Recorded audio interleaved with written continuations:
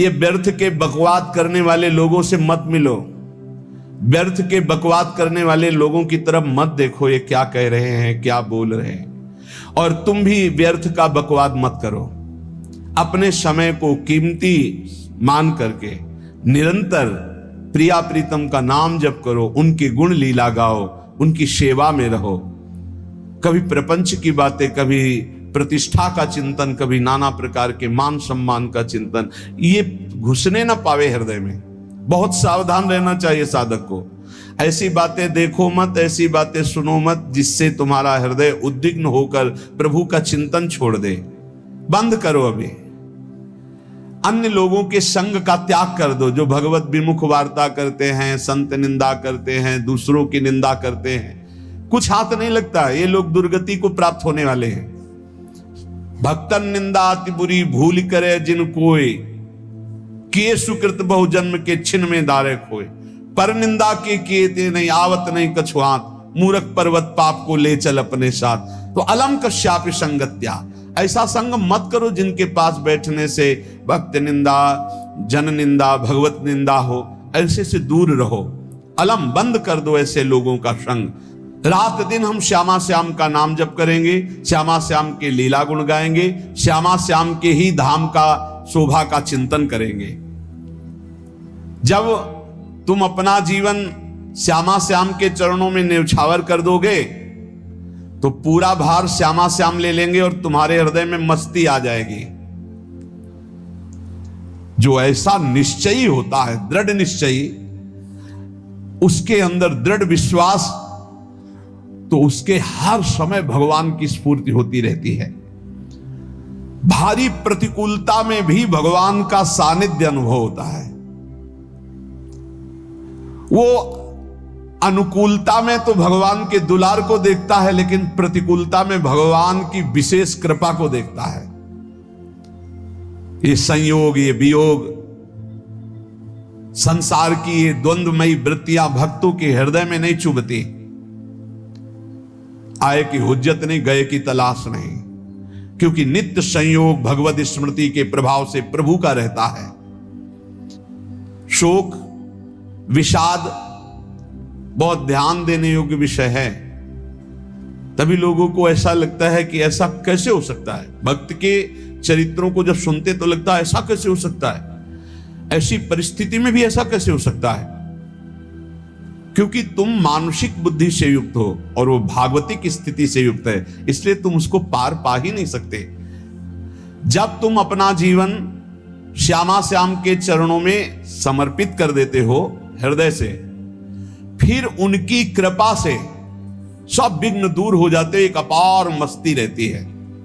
नहीं तो शोक, विषाद, दुख, क्लेश, कष्ट, संताप, भय, उद्वेग, ये सदैव सताते रहते हैं। इसी से डिप्रेशन होता है। बार बार नकारात्मक चिंतन, शोक, विषाद, दुख, चिंता, क्लेश, संताप, भय, उद्वेग, यही पूरे मानसिक स्तर को नष्ट कर देते हैं। उत्साहहीन जीवन हो जाता है। जब तुम श्यामा श्याम को समर्पित हो जाते हो तो ये सब प्रवेश भी नहीं करते, एक अपार मस्ती बनी रहती है। अब क्या होगा? श्यामा श्याम जो करेंगे वही होगा। श्यामा श्याम पता नहीं कैसा करें, नहीं, वो सदैव मंगल भवन है, वो जो करते महामंगल होता है।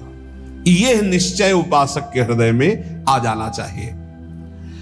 इसलिए अपना सारा मन, सारी बुद्धि, सारा जीवन, प्रत्येक श्वास प्रभु को अर्पण कर दो। फिर देखो तुम निहाल हो जाओगे। दुख, शोक, विषाद, क्लेश, कष्ट, संताप, भय, उद्वेग, ये उसी को व्यापते हैं जिसने अपने जीवन को प्रभु के चरणों में अर्पित नहीं किया।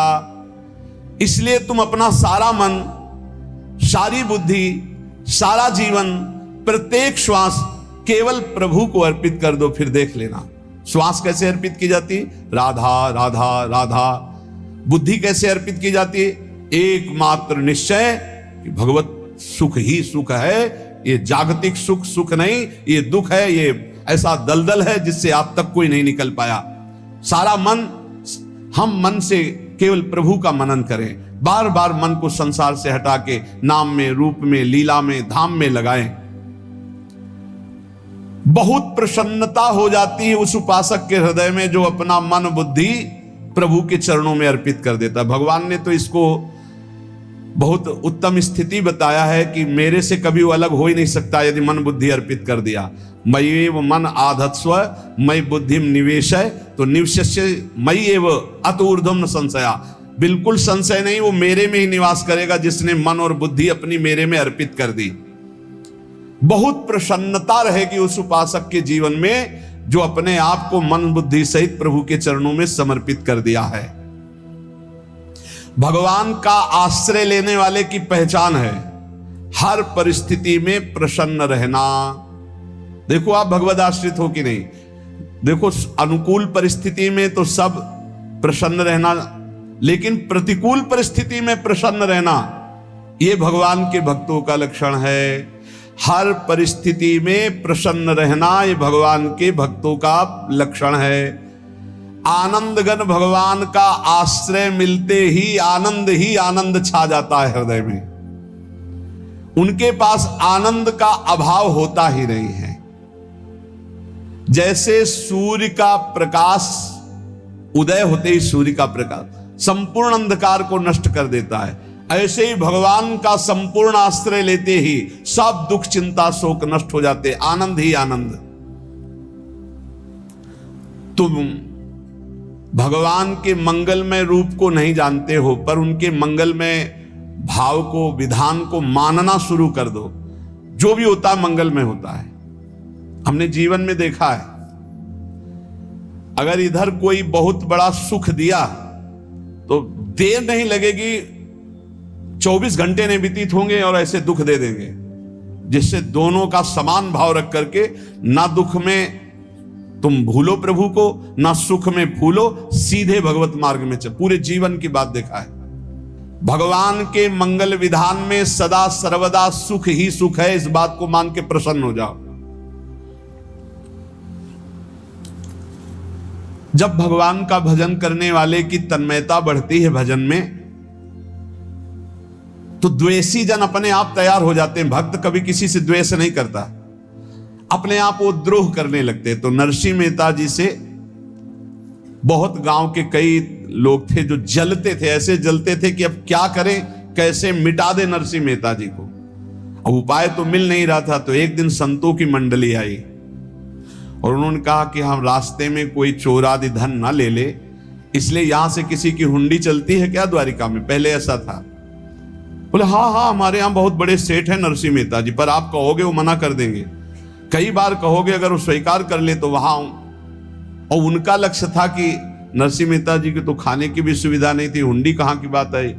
उनका था कि जब वो ना कहेंगे तो संतजन नाराज हो जाएंगे, अगर हाँ कह दिया तो वहां हुंडी चुकेगी नहीं, तो संतजन अपने आप इनको शाप दे देंगे, अपराध बन जाएगा, ये नष्ट हो जाएंगे।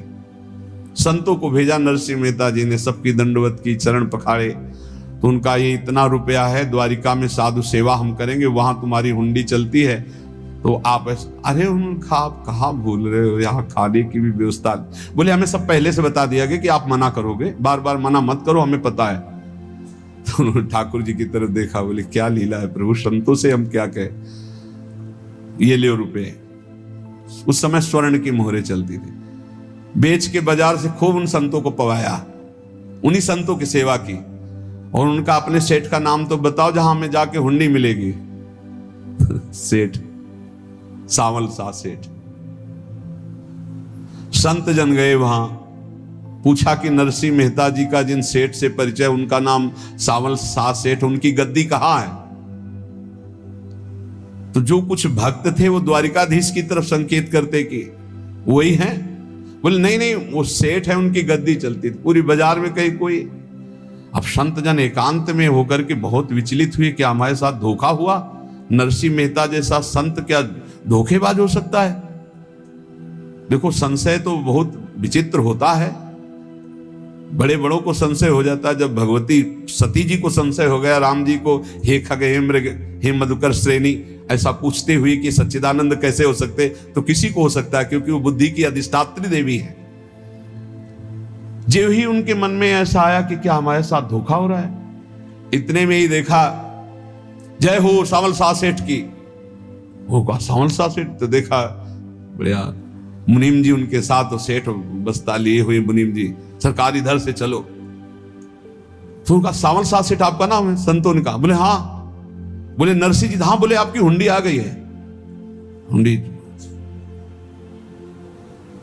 एक कागज में लिखा कि ये हमारे सेठ जी को दे देना। वैसे लोग मुझे माखन चोर कहते, कोई कुछ कहता, लेकिन आपने सेठ बना दिया।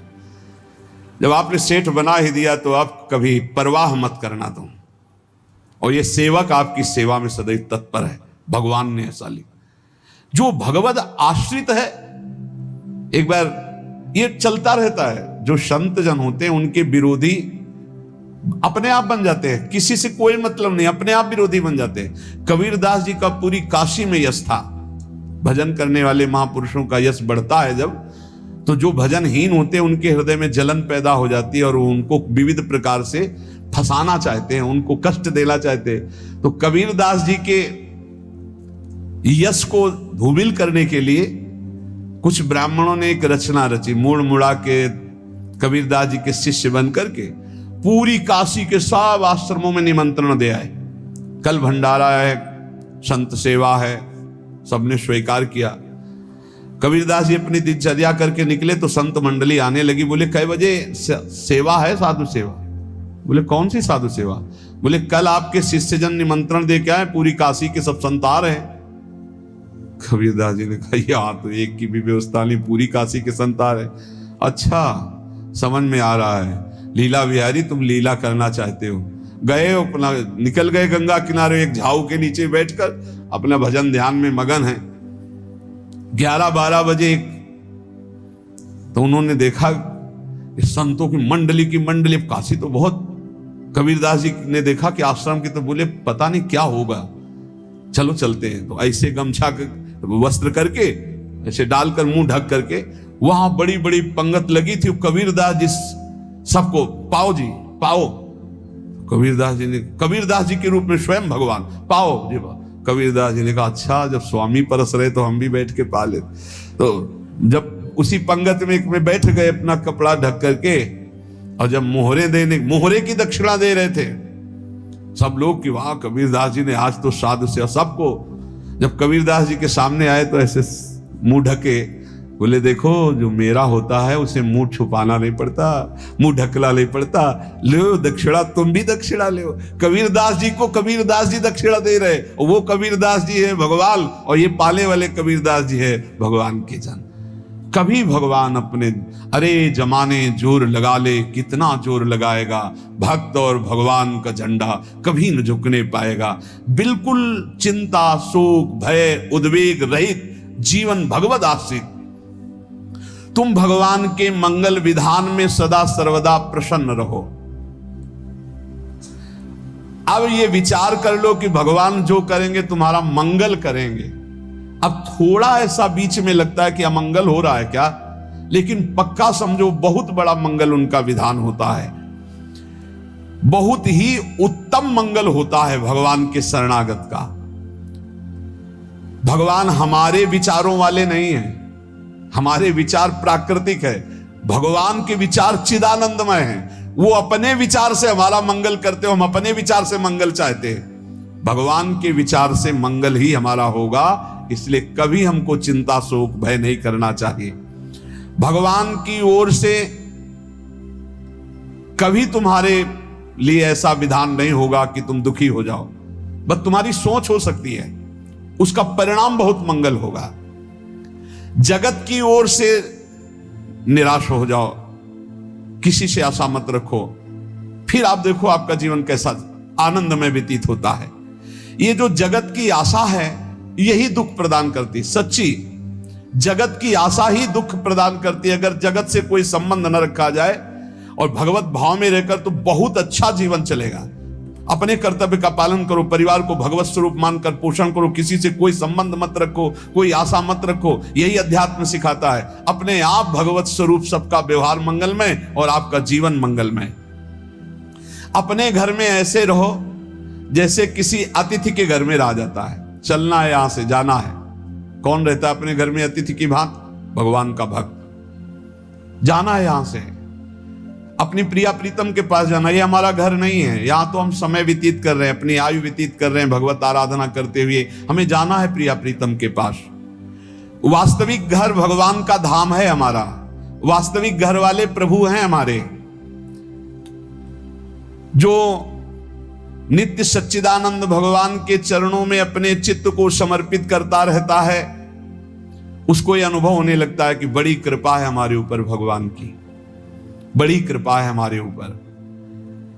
सर्वसमर्थ परम सुहृद भगवान ऐसे भक्त के ऊपर हर समय वरद हस्त रखे रहते हैं। ये केवल प्रवचन नहीं, सच्ची बात मानिए।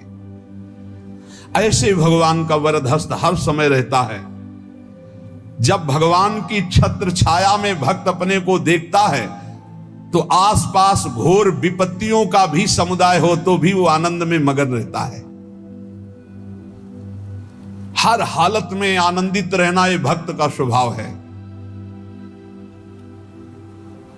भगवान ऐसे भक्तों को प्यार करते हैं जैसे कछुआ अपने अंडे को बाहर रख आवे और रात दिन उसका चिंतन करे। जब भक्त भगवान को समर्पित होता है तो भगवान रात दिन उसकी ऐसे चिंतन सुरक्षा करते हैं। अब है ये दैवी संपदा का पहला गुण है। ये भगवान के शरणागत पर जागृत हो जाता है, वो भयभीत नहीं होता, किसी भी उससे भयभीत नहीं होता। यही डरप हरिवंश हित जिनो भ्रमय गुण सलिल पर। इस डर से डरते रहना चाहिए कहीं गुण रूपी पानी में फिसल न जाए, नहीं तो गलती हो सकती है। साधक सावधान रहे। ये अभय दैवी संपदा का सबसे बड़ा गुण है। जो भयहारी भगवान की शरण में आ जाता है तो उसके अंदर ये अभय प्रकट हो जाता है। अगर कहीं तुम्हें एकांत में भय लग रहा है, एक आदमी तो एकांतिक में आए थे, वो कह रहे थे कि हमें हर समय भय लगा रहता कि कोई हमारे पीछे है, अंधेरा तो लगता कोई खड़ा है, मैं जीना मुश्किल हो गया, ऐसा भय। देखो ये मन कैसा है, भगवान से विमुख होने पर कैसे डरवाता है। वो कह रहे हैं हर समय मुझे डर लगा रहता है, कोई सामने खड़ा है, कोई पीछे खड़ा है, ऐसा भय लगने लगता है।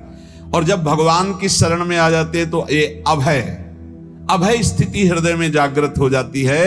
कोई भी भय आसपास आ ही नहीं सकता, यहां तक कि नरक का भी भय खत्म हो जाता है जो भगवान की शरण में है। महापापी भी पुण्यात्मा महान भक्तों के समान वो उत्तम गति को प्राप्त हो जाता है जो भगवान की शरण में हो जाता है। पर ये जो भोगों का आश्रय लिए हुए हैं, मनमानी आचरण कर रहे हैं, ये कभी उस अभय को जान ही नहीं सकते कोई अभय पद है क्या। इनको तो कदम कदम पर शोक, भय और दुख की प्राप्ति होगी। कोई बचा नहीं सकता जो भोगों में लगे हैं, मनमानी आचरण कर रहे हैं। अगर निर्भय होना चाहते हो, परम सुखी होना चाहते हो तो भगवान के शरणागत हो जाओ। सारे जगत को अभय दान देने वाले भगवान हैं। भगवान का एक प्रण है, ममपन शरणागत भयहारी। जो मेरी शरण में आ गया उसके भय का मैं नाश कर देता हूं। साधना में अवस्था मन की मानी जाती है कि आप कितने अच्छे साधक हैं। यदि आपका मन भगवदाकार है, हर समय भगवत चिंतन चल रहा है, आपके स्वप्न भागवतिक आ रहे हैं, आपके विचार भागवतिक हैं, तो आपकी अच्छी साधना हो रही। और यदि आपके स्वप्न गंदे आ रहे हैं, क्योंकि स्वप्न में मन का ही सारा खेल होता है, और आपकी चिंतन वृत्ति वासनात्मक चल रही, तो अभी साधना का प्रभाव मन पे नहीं पड़ा है। जिसका मन हर समय भगवत चिंतन करता रहता है वो जीते जी जीवन मुक्त हो जाता, अनुभव होता है। जैसे किसी ने कहा कि हमें कैसे पता चलेगा कि हमारा काम हो गया है, तो जैसे आप भोजन पा लेते हैं तो किसी दूसरे से गारंटी थोड़ी लेनी होती कि हम छक गए हैं क्या, आप जरा बताना हम छक गए हैं क्या। नहीं, अपने हृदय में आ जाता है कि अब मैं तृप्त हो गया।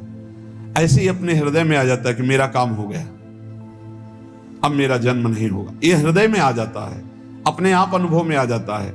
जब स्वरूप बोध होता है तो किसी और से सलाह थोड़ी लेनी होती है, वो अपने आप अनुभव में आ जाता है। हां, यदि गुरुदेव का वर्ण नहीं किया है तो फिर आपको किसी न किसी गुरु से प्रमाणित करवाना पड़ेगा। और अगर गुरुदेव का वर्ण किया है तो वही मंत्र, वही नाम, वही गुरु शरणागति आपको अंदर से पुष्ट कर देगी कि आपका काम हो गया है। विषय चिंतन करता हुआ मन विषय आसक्ति को प्राप्त होता है। विषय आसक्ति को प्राप्त हुआ मन बार बार जन्म मरण और नरक को प्राप्त होता है। बस ये विषय चिंतन हटाना ही प्रमुख कर्तव्य साधना का है। बार बार मन को विषयों से हटा करके प्रभु के नाम में लगाओ, प्रभु के रूप में लगाओ, प्रभु की लीला में लगाओ। जहां भगवान प्रकट होते हैं वहां परमानंद की बाढ़ आती है। पर ये ध्यान रखें, गुलाब का फूल कांटों में खिलता है। उसकी सुगंध लेनी, फूल लेना है तो कांटों से बचाकर। ऐसे ही जब आप भगवत चिंतन के लिए चलेंगे तो आपका चिंतन चुराने के लिए माया विविध नाटक करेगी, कांटे फैलाएगी। कोई तुम्हारी निंदा करेगा, कोई अपमान करेगा, कोई उपहास करेगा, तुम्हारी अव्यवस्था हो सकती है, तुम्हारी परिस्थिति बहुत भयावह हो सकती है। इन परिस्थितियों में भी भगवत चिंतन का तार ना टूटने पावे तो आगे गुलाब का फूल है। जैसे कांटे से बचाकर गुलाब का फूल लेते हैं और भगवत अर्पित करके सौरभ का सुख लेते हैं, ऐसे ही भगवान के प्रेमानंद का अनुभव करने के लिए संसार के कांटों से बचना होगा। और खिलेगा यही फूल संसार में ही, मनुष्य देह में, और योनियों में नहीं। भगवत प्राप्ति स्वर्ग में नहीं होगी, इसी मृत्यु लोक में होगी। पहले मन नहीं लगता भगवत चिंतन में। भगवत चिंतन जबरदस्ती करना पड़ता है। भगवत चिंतन जे ही प्रारंभ करोगे ते ही बहुत बाढ़ आ जाएगी पाप चिंतन की। ध्यान दीजिए, बहुत लोग प्रश्न करते रहते हैं कि हम जब भजन में बैठते हैं तो बहुत गंदी बातें आती, मन बड़ा चंचल होता है, भाग जाता है। ऐसा प्रारंभ में जब कोई भगवत चिंतन प्रारंभ करता है तो उसका मन विषयों में भागता है, गंदी बातों में भागता है। अब लोग कहते पहले तो हमारा चिंतन बढ़िया होता था, अब चिंतन नहीं होता। तो कोई सिद्ध पुरुष थोड़ी हो गए, तुम्हें जबरदस्ती चिंतन करना होगा। जगत के प्राणी में जहां मन जाए तो इसमें भी भगवान, पदार्थ में मन जाए तो उसमें भी भगवान, जहां जहां मन जाए वहां वहां भगवान देखो, या मन को हटाकर नाम मंत्र में लगाओ। ऐसे भगवत स्मृति जागृत की जाती है। बार बार प्रयास करना होता है। कई लोग ये प्रश्न करते हैं कि हमसे बड़े पाप हो गए तो क्या हमें भगवान की प्राप्ति हो जाएगी? तो यहां कह रहे हैं भगवान किसी के पूर्व जीवन को नहीं देखते हैं, वर्तमान के भजन को देखते हैं। पकड़ो इस बात को। अगर वर्तमान में आज आप सुधर गए हो, नाम जप कर रहे हो, तो आप भक्त हो। ये गीता जी में भगवान ने कहा, अपिचेत सुदुराचारो भजते माम अनन्य भाग साधुरेव समन्तव्या सम्यक व्यवसिता। ऐसा बहुत दुराचारी पहले रहा है, बाद में उसके मन में आ गया कि भगवान के सिवा हमारा कोई कल्याण करने वाला नहीं, हमारा कोई नहीं। तो भगवान कहते हैं मैं उसे साधु ही मानता हूं, उसे साधु बना देता हूं। भगवान किसी के पूर्व जीवन को नहीं देखते। बहुत बढ़िया बात है। कल तक हम क्या करते रहे भगवान नहीं देखते, आज क्या कर रहे हो ये देखते हैं। यदि आज आप भजन में लग गए हो, अच्छे आचरण कर रहे हो, तो आपको भगवत प्राप्ति हो जाएगी। भगवान ये नहीं देखते कि पूर्व में पुण्यात्मा रहा है कि पापात्मा रहा है। भगवान वर्तमान में देखते कि मेरा भजन कर रहा है, बस इसी से कल्याण कर देते हैं। पकड़ो इस बात को, तो कभी प्रश्न नहीं उठेगा कि क्या हमको भी भगवत प्राप्ति हो सकती है क्या। हमारा मन यदि श्री भगवान को चाहने लगे तो श्री भगवान हमारे मन में ही आकर बस जाएंगे। भगवान की रूप माधुरी में मन डूबने लगेगा। यथार्थ सत्य, जो भगवान से थोड़ा भी प्यार करने लगे हैं उनके हृदय में भगवान की, उनकी भावना के अनुसार झलक आने लगी है। हृदय में प्रभु के आते ही अनंत जन्मों के संस्कारों का नाश हो जाता है। इसलिए तुम अपने पहले वाले घृणित जीवन को याद भी मत करो और उसको सोचकर जरा निराश भी मत हो। अमावस्या में घोर अंधकार रहता है, पर प्रातः काल में अंधकार नष्ट हो जाता है। ऐसे ही नाम का उच्चारण करते ही तुम्हारे जितने पाप अंधकार हो सब नष्ट हो जाएंगे। तुम चाहो कि एक क्षण भी प्रभु को ना भूलो। अब वर्तमान में ऐसी स्थिति बनाओ। जो प्रभु को नहीं भूलने की चाह करता है कि मुझे ऐसी स्थिति प्राप्त हो कि मैं कभी प्रभु को ना भूलूं, तो सच्ची मानो और कोई बात भगवान सुने ना सुने, ये बात जल्दी सुन लेते हैं। भजन की मांग करो तो बहुत जल्दी भगवान पूर्ण करते हो। भजन जिसका चलने लगा तो फिर लोक लोकांतर के सारी रिद्धियां सिद्धियां सुख वैभव तो उसके चरणों में लौटते हैं। जब हम प्रभु से प्रभु का स्मरण न मांगकर भोग मांगते हैं तभी हमारा भजन रुक जाता है, भजन नहीं चल पाता। यदि हम प्रभु से केवल भजन मांगे तो विश्वास करो ब्याज में सब हो जाएगा। मूल भजन तो आपका बचेगा ही, ब्याज में लोक लोकांतर के भोग आपके चरणों में लुटते घूमेंगे। आप भजन करके तो देखो, अरे घिघियाने की जरूरत नहीं, किसी से मांगने की जरूरत नहीं, भजन करके देखो सब ठीक हो जाएगा, सब अपने आप बन जाएगा। हम बहुत बड़ी भूल कर देते हैं कि थोड़ा भजन करके प्रभु से कुछ सांसारिक वस्तुएं, स्थितियां, परिस्थितियां बदलने की मांग कर लेते हैं, जिससे भजन छूट जाता है। प्रभु की स्मृति इतनी महान है कि जिन्होंने बैर भाव से प्रभु का स्मरण किया उनको भगवान की प्राप्ति हो गई। जैसे कंस आदि भगवान से बैर ही तो रखते थे, लेकिन भगवान की स्मृति रहती थी। स्मृति ने उनको भगवत प्राप्ति करा दी। स्मृति में महान सुख है, पर वो जब भक्ति रस से युक्त स्मृति होती तब माधुर्य रस, प्रेम रस का अनुभव होता है। कल्याण तो वैर भाव से स्मरण करने वालों को भी प्राप्त हो गया। यदि आप भक्त हो और ये चाहते हो कि आपकी भागवती की स्थिति बहुत जोर की हो, तो हम आपसे प्रार्थना करते हैं कि रोज प्रभु से एक ही बात मांगिए, मुझे अखंड स्मृति दीजिए। अर्जुन जी को पूरी गीता जी सुनने के बाद यही मिला, नष्टो मोहा स्मृति लब्ध्वा। स्मृति, प्रभु आप हम पे ऐसी कृपा कर दो कि हमारे हृदय में किसी और व्यक्ति, वस्तु, स्थान की स्मृति न रह जाए, केवल आपकी स्मृति रह जाए। ये चाह भगवान बहुत जल्दी पूर्ण कर देते हैं यदि उपासक हृदय से ये बात मांगे। भगवान की कृपा से ही ऐसा हो सकता है कि अखंड स्मृति ये कर्म फल से नहीं मिलती है। प्रभु के प्रति निर्भर होकर जो दैन्यता पूर्वक प्रभु से मांगता है और हर समय अभ्यास करता रहता है भगवत स्मरण का, उसको ये स्मृति मिलती है। और स्मृति मिल गई तो इससे बड़ी कोई स्थिति नहीं, हर समय भगवान का स्मरण।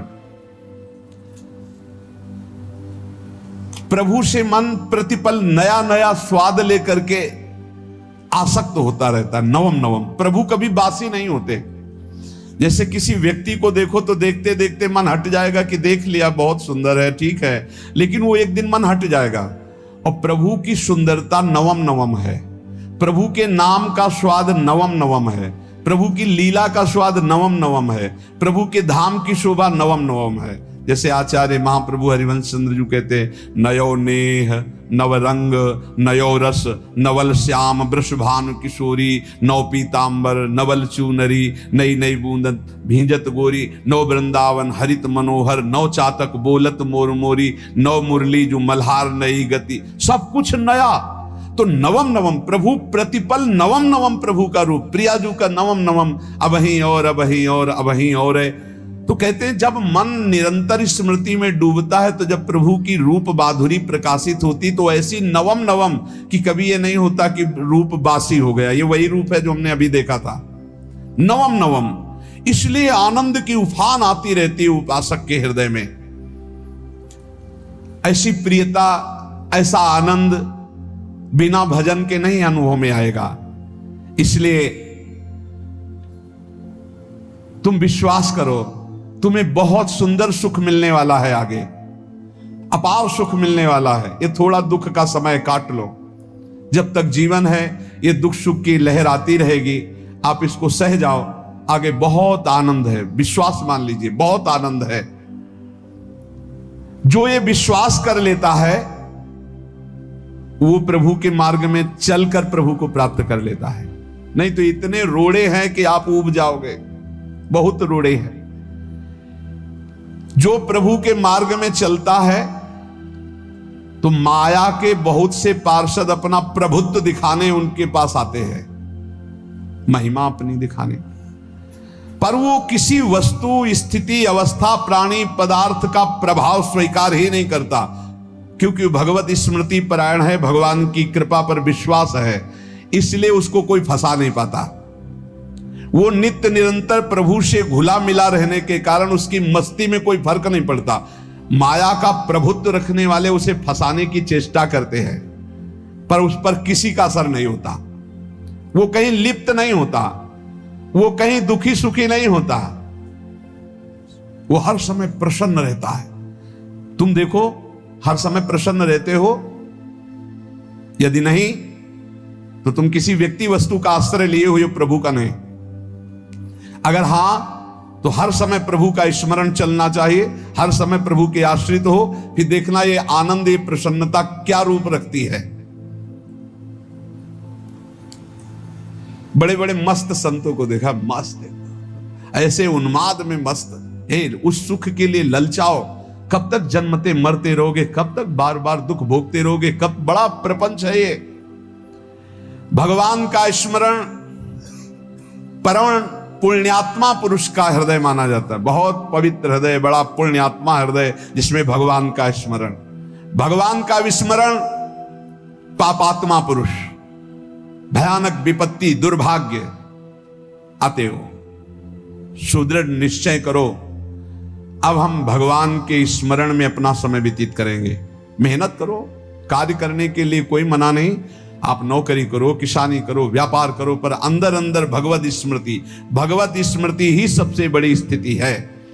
अब चाहे हम जीवित रहें, चाहे हमारे मरण जैसी विपत्ति आ जाए, चाहे सब हमसे हट जाए, चाहे सब हमको नमन करें, अब हम दृढ़ निश्चय करके केवल भगवान के स्मरण करते हुए इस संसार के बीच समय व्यतीत करेंगे। अब हम चूकने वाले नहीं। ये नियम लीजिए, चाहे जीवन रहे या ना रहे, चाहे मरण जैसा कष्ट आ जाए, चाहे सब वियोग हो जाए, सब चले जाए, चाहे सब संयोग हो जाए, सब नमन करें, अब हम प्रभु का स्मरण नहीं छोड़ेंगे।